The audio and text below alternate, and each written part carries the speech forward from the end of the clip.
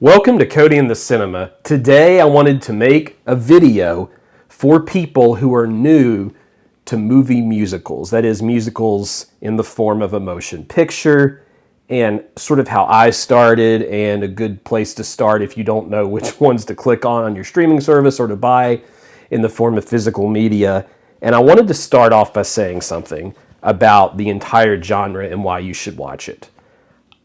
Look, folks, as you can see behind me, I love Westerns, and I love gangster movies, and I love violence in movies, and all of that. That's all cool. However, don't be so much of a tough guy that you can't appreciate classic, good musicals, okay? Because I think that there's just all these, stereotypes about musicals that aren't relevant, all right?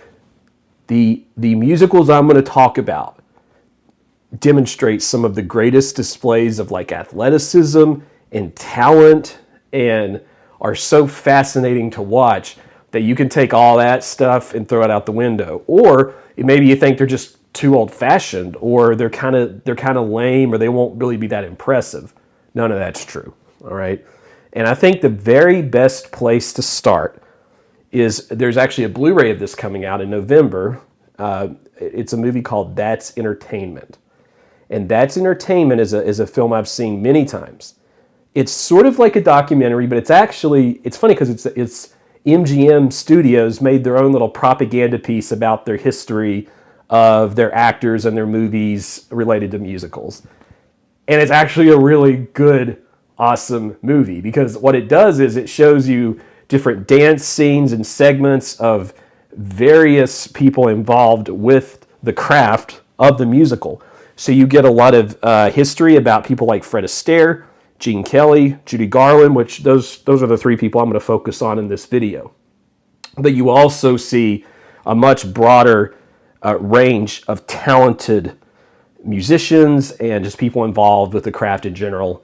And I think if you haven't seen a lot of musicals and you watch That's Entertainment, you're going to walk away feeling really amazed at the kind of talent you've missed and how good some of these movies look. And the movie literally just is full of itself, because it's like, look how good our movies are, and it actually, the actors and so forth are that good.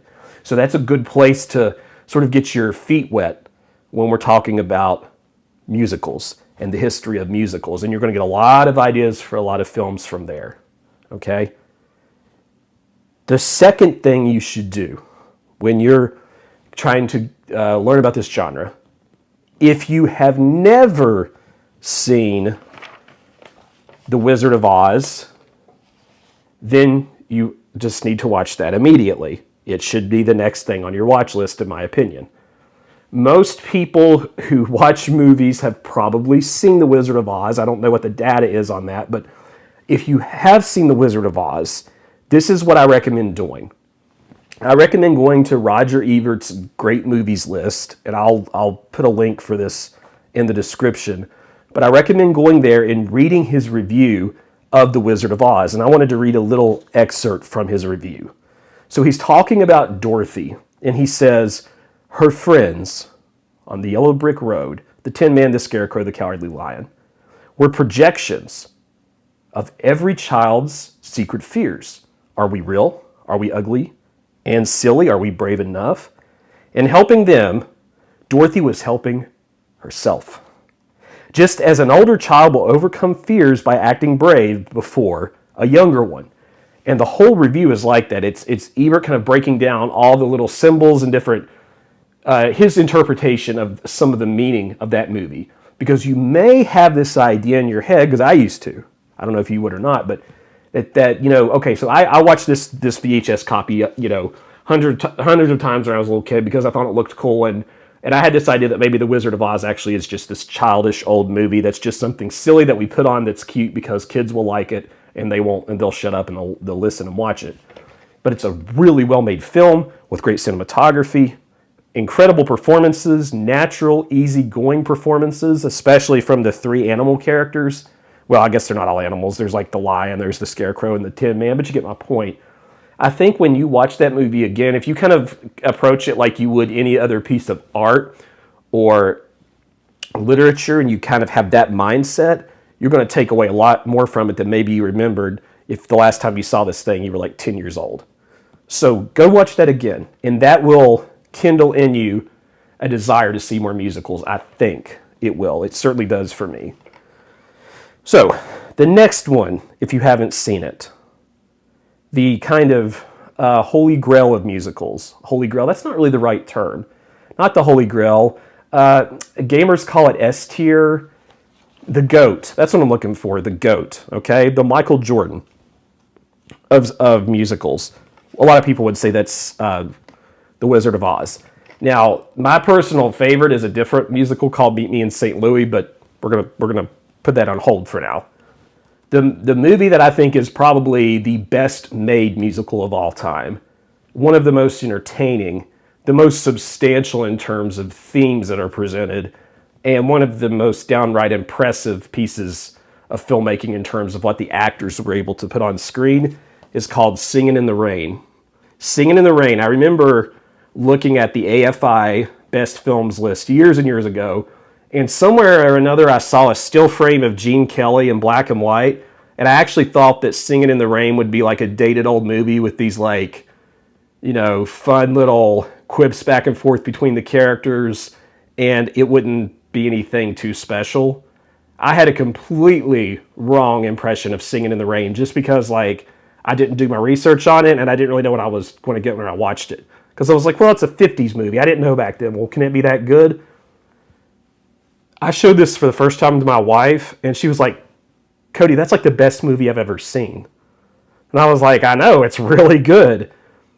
This thing has three of the most fun, charming characters in movie history.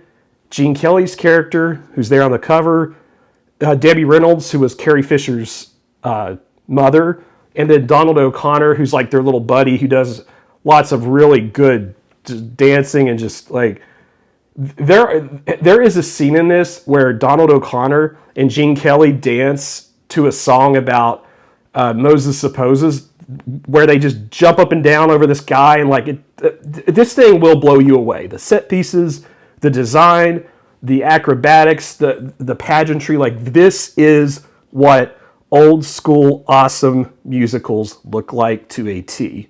It remains and always will be the definition of a perfect classic. So this is something you have to check out, and don't be surprised if any musical you see after that feels less to you, okay, than Singin' in the Rain. So that's going to set a high bar for you. From there, I still recommend that you get to know Fred Astaire a little better. Now, most people who like Fred Astaire will talk about Fred Astaire and Ginger Rogers. And they'll talk about how great their movies were together, and they are. However, I'm a little bit more partial to the movie Easter Parade. So Easter Parade is the only on-screen pairing that I know of Fred Astaire and Judy Garland, and it's a fun, easy-to-watch little musical that features both of those characters together, having a lot of fun on screen, and it's an easy watch. So Singin' in the Rain is a little bit more substantial in terms of plot because there is commentary about the transition from the silent movie era to talkies, and there's satirical sort of back and forth about anything from music to art. It's just an incredible like philosophical piece in some ways while still being fun. But Easter Parade, by comparison, is just a lot less packed with that stuff. And it's an easy breezy little watch. And I think it kind of takes advantage of Fred Astaire's, just the way that he dances is so natural on the screen. So I would also recommend that is a movie you should see early on in your musical watching career if you haven't. If you did want to watch Fred and Ginger Rogers, which you're going to see clips of them and that's entertainment, I would personally pick Top Hat, the black and white movie with those two. I think that's the best of theirs, but a lot of people might recommend something like Swing Time to you. I did say that my favorite musical was Meet Me in St. Louis. It's a great Christmas time watch, especially. You will see why I say that if you have never seen it, but I don't know that that's where I would start. You could. That could be one of your first musicals, and it's great, that's just not where I would start. But I did want to throw out there that that's my favorite. One other note, when you're starting in the musicals, you may notice that in this particular video, I haven't talked about modern musicals at all. I've really concentrated on Judy Garland, Fred Astaire, Gene Kelly, a few actors. And the reason I've done that is I think what they created was so good that it's like this untouchable quality that is so timeless that I think, quite frankly, a lot of other musicals just aren't as good. Even stuff I really like Little Shop of Horrors. I still like parts of Chicago really well. Like, I don't think a lot of those musicals are quite as good as some of the best of this stuff was. I don't know. I'd be interested to see in the comments if you all feel a little bit differently than I do. So that's kind of my thought on how to get yourself started in this genre. If you have other suggestions that you think might be good for newcomers to the genre who want to give this a try, please feel free to leave that in the comments below. It does help grow the channel, as does clicking that like button. Always love seeing that. So thanks for joining me, and I hope you'll check some of these films out if you haven't before, and we'll see you next time on Cody in the Cinema.